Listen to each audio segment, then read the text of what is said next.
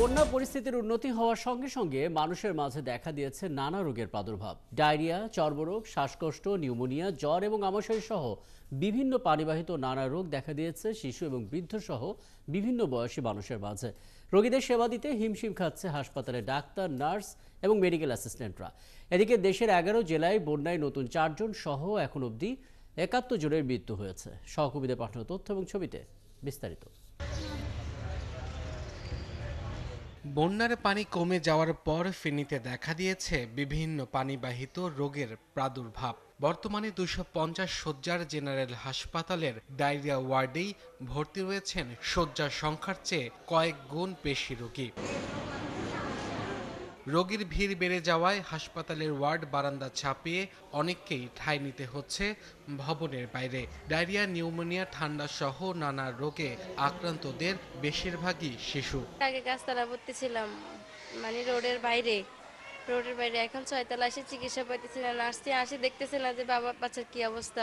সরকারি হাসপাতালে আমরা এখানে কিছু পাই নাই, শুধু স্যালাইনের পানি ছাড়া আর কিছুই নাই। এখানে কোনো লেমুজনের কোনো সিস্টেম নেই, শিশু ওয়ার্ডে অক্সিজেনের কোনো ব্যবস্থা নয়। তো এখন আমি 6 তলা নামি বাচ্চাটারে শিশু ওয়ার্ডে যাই, তারপরে আপনার অক্সিজেন মেশিন, তারপরে লেমুজন মেশিনটা কি দেওয়া সম্ভব? চিকিৎসকরা বলছেন স্বল্প জনবলের কারণে তাদের চিকিৎসা সেবা দিতে হিমশিম খেতে হচ্ছে।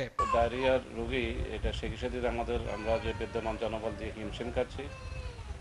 আমাদের ডায়রিয়া ছাড়াও আমাদের যেহেতু এটা জেনারেল হসপিটাল, এখানে অন্যান্য ডিসিপ্লিন সব মিলাইয়ে আজকে প্রায় 560 জন রোগী ভর্তি আছে 250 বেডের বিপরীতে। বিশুদ্ধ পানির অভাব এবং সেপটিক ট্যাঙ্কের ময়লা আবর্জনা পানিতে ছড়িয়ে পড়ায় ডায়রিয়া, চর্মরোগ সহ নানা পানিবাহিত রোগে ভুগছে কুমিল্লার বন্যা কবলিত 14 উপজেলার লোকজন। প্রতিদিন নতুন নতুন রোগী আসছে উপজেলা স্বাস্থ্য কমপ্লেক্সগুলোতে। বিভিন্ন উপজেলাতে প্রায় 10 লক্ষের মতো পানি বিশুদ্ধকরণ ট্যাবলেট বিতরণ করেছি।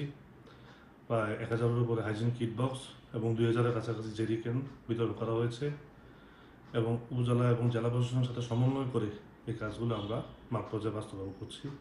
নোয়াখালীতেও চর্মরোগ, পেটের পীড়া, সর্দি ও জ্বরে অনেকেই আক্রান্ত হচ্ছেন। তার সাথে যুক্ত হয়েছে সহায় সম্বল হারানোর বেদনা। নিচু এলাকায় এখনো পানি থাকায় কষ্টে আছে প্রান্তিক জনগোষ্ঠীর মানুষ। যেদিকে তাকায় এদিকে পানি এবং বাড়িঘর দুয়ার ডুবে গেছে অনেকের। কেউ আশ্রকাণ্ড উঠছে, কেউ গরু খামারে গেছে, কেউ মুরগির খামারে গেছে। সরকার যদি এটার প্রতি কিছু একটু সহযোগিতা করে তাহলে হয়তো মানুষ আবার পুনরায় উঠতে পারবে। নোয়াখালীতে বন্যায় ভেসে গেছে 650 কোটি টাকার মাছ। পুঁজি হারিয়ে নিঃস্ব হয়েছেন 85,000 চাষি। আব্দুল আল মামুন, 71।